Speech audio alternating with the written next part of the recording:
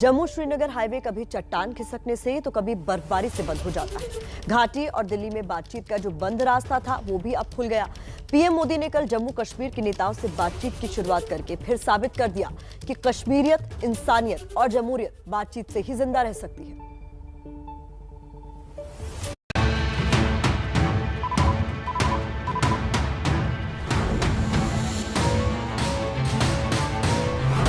घाटी और दिल्ली के बीच रिश्तों में जमी बर्फ पिघलने में करीब 2 साल लगे, लेकिन जब खामोशी के बादल छटे तो चेहरे खिलकर और दिल खुलकर मिले।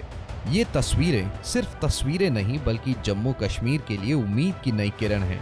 गुरुवार को पीएम मोदी ने जम्मू कश्मीर के 8 दलों के 14 नेताओं से करीब 3.5 घंटे बात की और जम्मू कश्मीर के सुनहरे भविष्य के लिए एक नींव भी डाल दी गई। बैठक बहुत ही अच्छे वातावरण में हुई। प्रधानमंत्री जी ने पूरी गंभीरता के साथ हर पक्ष, हर तर्क, हर सुझाव को सुना और उन्होंने इस बात को सराहा कि सभी जनप्रतिनिधियों ने खुले मन से अपनी अपनी बात रखी। बातचीत काफी अच्छे माहौल में हुई। पीएम मोदी ने जम्मू कश्मीर के नेताओं के सामने साफ कर दिया कि दिल्ली की दूरी के साथ साथ दिल की दूरी भी मिटाने की कोशिश जरूरी है। पीएम मोदी ने मुलाकात की तस्वीरों को ट्वीट करते हुए लिखा, जम्मू कश्मीर के नेताओं के साथ आज की मुलाकात जम्मू कश्मीर की प्रगति और विकास की तरफ बढ़ते जम्मू कश्मीर की दिशा में महत्वपूर्ण कदम है। मुलाकात के बाद सारे नेताओं के चेहरे पर इस बात की गवाही थी कि दूरी कम जरूर हुई है। हालांकि नेशनल कॉन्फ्रेंस के उमर अब्दुल्ला का कहना है कि ये एक मुलाकात में नहीं हो सकता। तो मुझे लगता है जो वज़ीर आज़म साहब ने कमिट किया है कि दिल की दूरी और दिल्ली की दूरी दोनों वो दूर करना चाहेंगे, तो उसमें शायद कुछ हद तक वो सफलता प्राप्त करेंगे। लेकिन हम में से कोई शायद ये उम्मीद करें कि एक ही मीटिंग में ये सारा कुछ मुमकिन होगा, ये शायद हमारे तरफ से कोई गलतफहमी हो। उमर की बात भी सही है, लेकिन शुरुआत पहली मुलाकात से होनी थी जो पीएम मोदी ने कर दी है। हालांकि घाटी के नेताओं ने 370 की टीज भी जाहिर कर दी। हमने तो अपनी पार्टी की तरफ से वज़ीर आज़म साहब को और सबको कहा कि जहां तक 5 अगस्त 2019 का फैसला है या जो किया गया, हम उसके साथ नहीं हैं, हम उससे सहमत नहीं हैं, हम उसको कबूल करने के लिए तैयार नहीं हैं। लेकिन उसकी मुखालफत में हम कानून को अपने हाथ में भी लेने के लिए तैयार नहीं हैं। बहुत ही अच्छे माहौल में बात हुई। मैंने उनको कहा कि जम्मू कश्मीर में जो 5 अगस्त 2019 को अनकॉन्स्टिट्यूशनल और इलीगल और इमोरल तरीके से 370 को हटाया गया, ये जम्मू कश्मीर के लोगों को कबूल नहीं है। हमारी जमात, जम्मू कश्मीर के लोग कॉन्स्टिट्यूशनली, डेमोक्रेटिकली, पीसफुली स्ट्रगल करेंगे। पहले जम्मू कश्मीर के नागरिकों के पास दोहरी नागरिकता होती थी। इस राज्य का अपना झंडा भी था। अनुच्छेद 370 के प्रावधान हटने से ये चीजें खत्म हो गई। जिस 370 और 35A खत्म होने का कश्मीर के नेता विरोध कर रहे हैं, उसे भी समझ लीजिए। 1952 से लागू 370 और 35A के तहत जम्मू कश्मीर के लोगों को दोहरी नागरिकता होती थी। राज्य का अपना अलग झंडा था। रक्षा, विदेश, संचार के अलावा बाकी मामलों में विधानसभा की मंजूरी लेनी पड़ती थी। इसके अलावा भी कई ऐसे अधिकार थे जो जम्मू कश्मीर के लोगों को मिले हुए थे, जो 5 अगस्त 2019 को 370 खत्म होने के साथ इतिहास बन गए। पीएम के साथ बैठक में कांग्रेस ने जम्मू कश्मीर को दोबारा राज्य का दर्जा देने समेत कुल 5 मांग उठाई।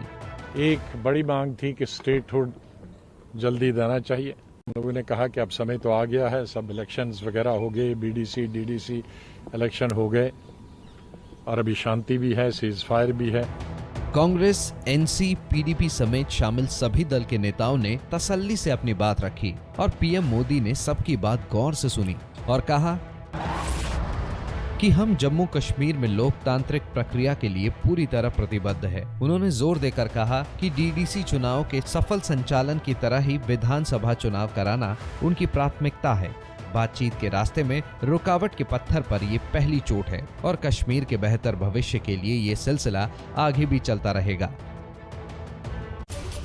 तो इस अहम बैठक पर मल्लिका सभी की निगाहें टिकी हुई थी और ट्विटर पर भी #आर्टिकल 370 तेजी से ट्रेंड कर रहा है। बिल्कुल, और ये बैठक का एक अहम मुद्दा भी माना जा रहा था।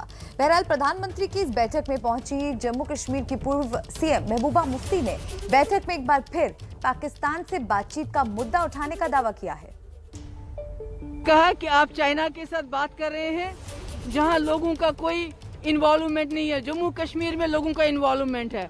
मैंने उनको कॉम्प्लीमेंट किया, आपने पाकिस्तान से बात की, सीज फायर कराया, बहुत अच्छी बात है, इन्फिल्ट्रेशन कम हुई, बहुत अच्छी बात है। अब अगर जम्मू कश्मीर के लोगों को सुकून मिलता है, आराम मिलता है, उसके लिए अगर आपको पाकिस्तान से फिर बात करनी चाहिए। और जो ट्रेड जम्मू कश्मीर, चाहे रावलाकोट का हो, चाहे वो मुजफ्फराबाद रोड का उड़ी मुजफ्फराबाद हो, जो ट्रेड हमारा रुक गया है उसको चालू करने के लिए भी पाकिस्तान के साथ बात करनी चाहिए। क्योंकि आपको बता दें कि इस बैठक से पहले से ही महबूबा मुफ्ती पाकिस्तान के साथ बातचीत की वकालत करती रही हैं। पाकिस्तान से बात होनी चाहिए, ऐसा उन्होंने कई मौकों पर कहा। इस पर बीजेपी ने कड़ी प्रतिक्रिया दिया है, लेकिन कांग्रेस नेता गुलाम नबी आजाद कश्मीर की बात को टाल गए। उन्होंने ये कहा कि पाकिस्तान को इसलिए कह रहे हैं कि पाकिस्तान से बिजनेस करने के, जैसे बॉर्डर पे पहले बिजनेस होता था उस तरह का बिजनेस शुरू करने की बात। महबूबा मुफ्ती ने ये बात कही कि पाकिस्तान को इसमें शामिल करना चाहिए, क्योंकि वहाँ पे वार्ता में शामिल करने की बात नहीं, व्यापार शुरू करने की बात की।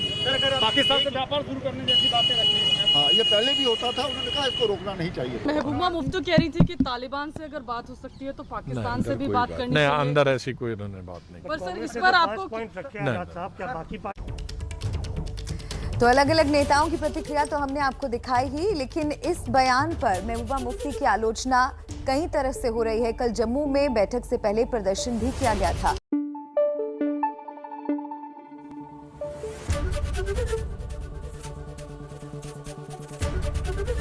ABP न्यूज आपको रखे आगे।